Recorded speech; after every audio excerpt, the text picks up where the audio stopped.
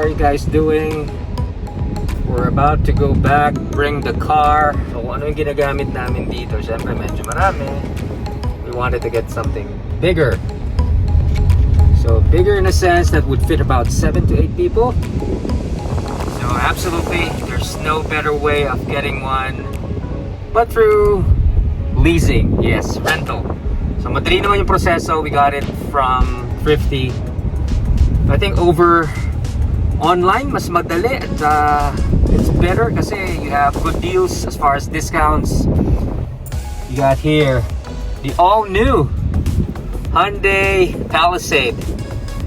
It's absolutely one versatile, nimble vehicle that we have here. It's a great SUV, family SUV. Kind of mix and match when you try to use it as an SUV or as a family van. It's a 7-seater and definitely the space is so ample. Yun ang napansin ko eh. I don't want to dive into the tech part, but it has all the basic stuff.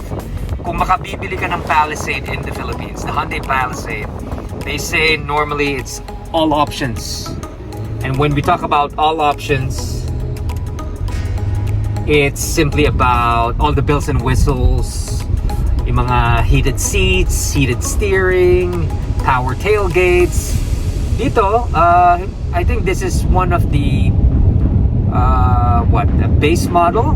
But considering getting a base model, as far as my recollection is concerned, you got touch screens, automatic climate controls, and I think one highlight of this vehicle is the suspension, di ba? Bakit? Well, aside from bago siya, you get to feel that when you're driving it, for some reason, we were about 7 people, and you just feel that the suspension is really, really manageable. The bumps, the sudden braking, you get to feel it's new, but aside from that, alam mo maganda yung suspension eh. Hindi nakakahilo pag nagmamaneho ka, medyo sudden stops, sudden speeding. But that, together with the weight ng mga kasama mo, di ba? Dami nyo eh. About that. That's it. Your full pack, 6 people. Suspension is really, really great. Second point here na napansin kong okay in a general perspective, if you're a guy and you're looking for a family car or a family family van caught in the middle, mag-SUV ba ako? Mag-van ba ako? Mag-8-seater ba ako? Again, you're on a very, very practical note, you would want something na hindi sobrang laki, hindi sobrang liit.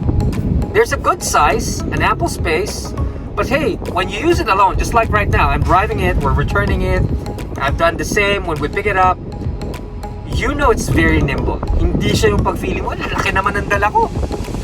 Very nimble. Which means the car is so quick, easy to maneuver, madaling imaneho, tight turns, sudden U-turns, speed shifting and all. Kasi di ba, magugulat ka pag medyo napapadiin yung tapak mo.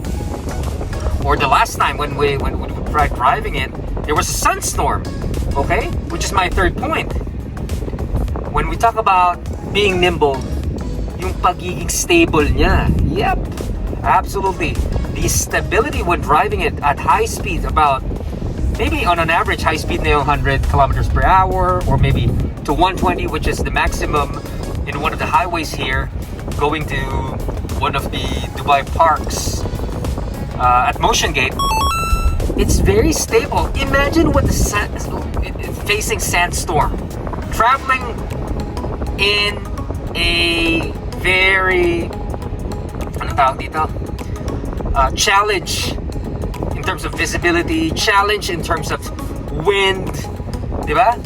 Pag sabay-sabay na yun, wala kang makita, tapos sand pang humahalo-halo dyan, malakas pa yung hangin, that brings you all that level of safety when it comes to the actual use because of stability, di ba? And finally, on my fourth note, comfort.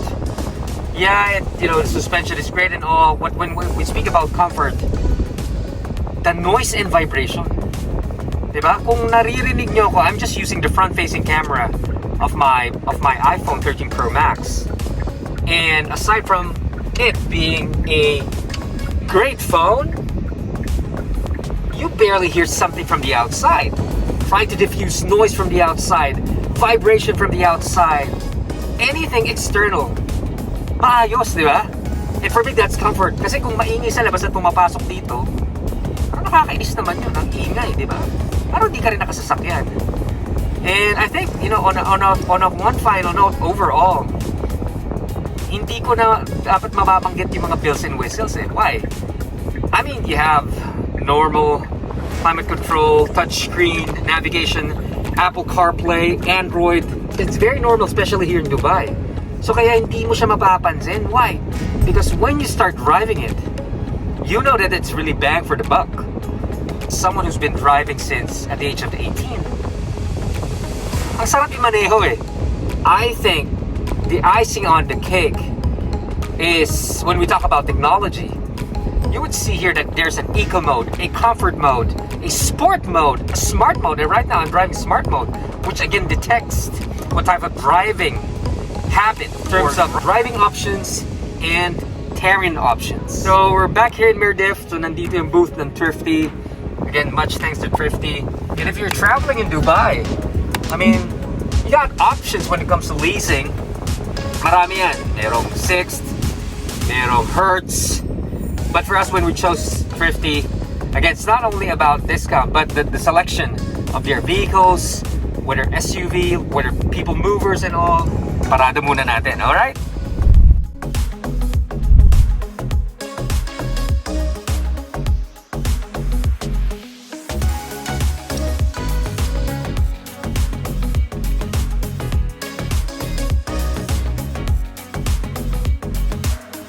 Yep, so they're checking it. That's the Hyundai Palisade.